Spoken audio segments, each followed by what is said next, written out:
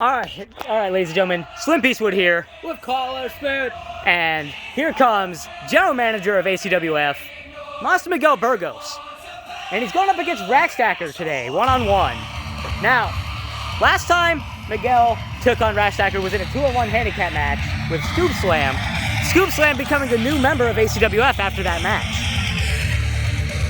RackStacker wants to get a good win, so he feels like he didn't get a fair shot with Miguel in the handicap match. There was a lot of confusion in that match, so Miguel, being the good general manager he is, gave him the match. The opportunity for RackStacker to see if he can pull off a big win. And ladies and gentlemen, don't think this is a mismatch. There are no mismatches, or hardly any mismatches here in ACWF. All of our wrestlers could go at each other pound for pound. We have no decisive best wrestlers in here. Whether we have favorites, we have fan favorites, but there is no such thing as the greatest wrestler. There's always somebody better. There's always somebody worse. Some days you're great. Some days you're off. This could be one of those days where RackStacker pulls off a great win. He is capable of it. He's a former True Gladiator champion, just like Master Miguel Burgos. Both proving that they have potential to be great champions. All right, Carl Witherspoon, I ask you this every time because you've been a commentator almost as long as I have. Before the match even starts, what do you think the strategy is for both persons? Well, in Miguel's corner, both has the power, but he also has a bigger speed on it. Now, if you look at Miguel's track record for the last couple of weeks, he's been facing off. Oh, 1 second. Last week was a hell of a match to put up. It wasn't a much because I felt like that match was sloppy. I figured maybe if I hit up a notch with the world best gladiator, what do you say we have a match right here tonight? I mean, he doesn't have to challenge. The match was already scheduled, but, you know. That's RackStacker. Yeah. All right, ladies and gentlemen. What was the plan? Anyways, what were you saying? Strategy. Now strategy-wise. No, you're good. Now, as I was saying, Miguel, for the last couple weeks, he's been facing those more of the nimble, Mega Fly, Scoop Slam, RackStacker, So he's probably in the stay on top, get the power on him. Now, RackStacker facing off, last week against the Monster knows that the Monster will like to have the power, so RackStacker's going like he's doing now, get those quick strikes in and, stay on top.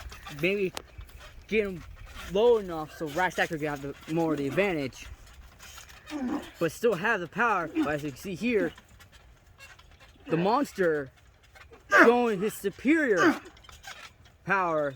Just, Oh my God! Face buster suplex, and that was One.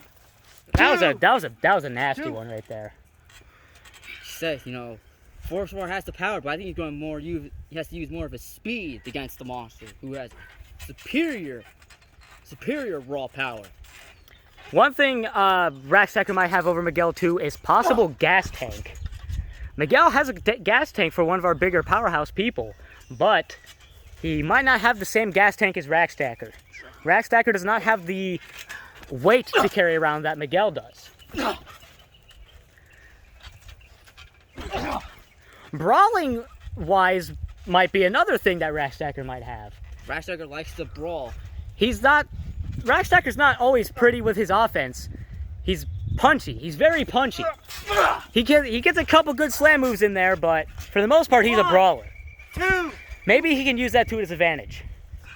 Miguel's going to want to get in close to get those grapples in and get those slams. If RackStacker could keep him away with those hands, he could have an advantage. And any advantage you can get against Powerhouse, against, either Pain, Nemesis, those big people, any advantage you want against those types of people. If RackStacker can't keep Miguel away from him, it takes probably 2 shots from Master Miguel Burgos to make up for about 6 shots from RackStacker. You definitely tell that when that front face buster, just that one move was devastating.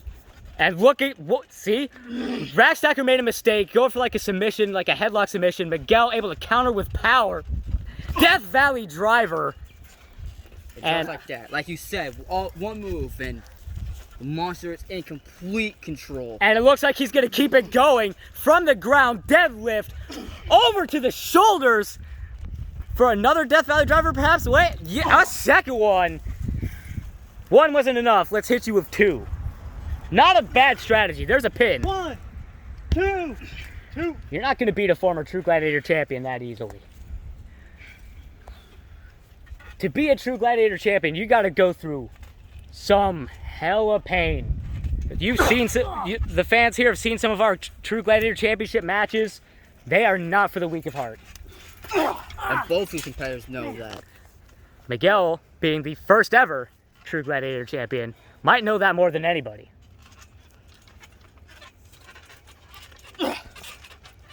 Right now, those couple slams.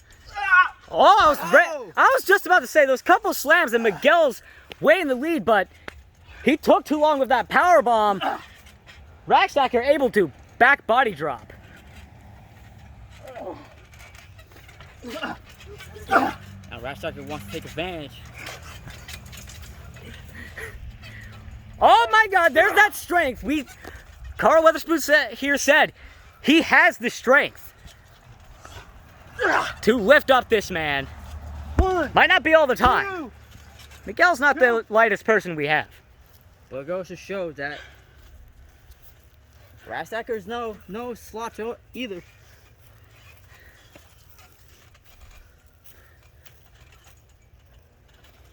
RackStacker now in control of the monster. Fireman's carry position, and he's got him up. Nice wasteland-like slam into a pin. Smart, not hesitating on that pin. And you can see that he went for the quick wasteland because he knew he couldn't keep it on the shoulder for long. You gotta to keep a guy like Miguel down, you can't hesitate on the pins, and you gotta put so much pressure on those shoulders. Like if you take it back a couple weeks ago when he faced Megafly for the title, that 3 count, but you know, for that last second he got that shoulder up. That was barely a 3 count. Just barely. And we said it several times. If that was actual 2 count, Miguel could have came back and easily taken a piece. Megafly was definitely feeling effects of the powerhouse moves that Miguel had. Yes, sir. It was just like you said, maybe the gas tank was just too empty for that. He just didn't have that little bit left. But it goes to show that the monster is willing and able to go to lengths to become a champion. He's going for there's a pedigree, ladies and gentlemen. To the pin. 1, 2. RackStacker kicks out of the pedigree. That was impressive.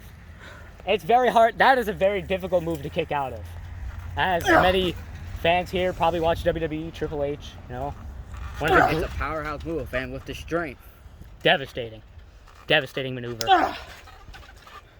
Devastating right hands from Monster Miguel Burgos. Not much of a brawler, but he's the power behind those hits. He doesn't need to be a brawler. I think it would be, in my opinion, if Monster Miguel Burgos was a brawler, I think that would have to be illegal. Oh my God! Yeah, if the monster was a brawler, I honestly don't think anyone would be able to beat him. Not many. If you had to say people who could beat him, it's probably Pain, and then they can take a hit. That might be it. Other than that, just throwing them. Beal throw. Haven't seen that in a long time here at ACWF, if ever. The Miguel, monster just showing. What a weird oh my God. That did not feel good for that spine. 1, 2, 3. And Monster Miguel Burgos wins with a backbreaker. Just those repeated slams to the back.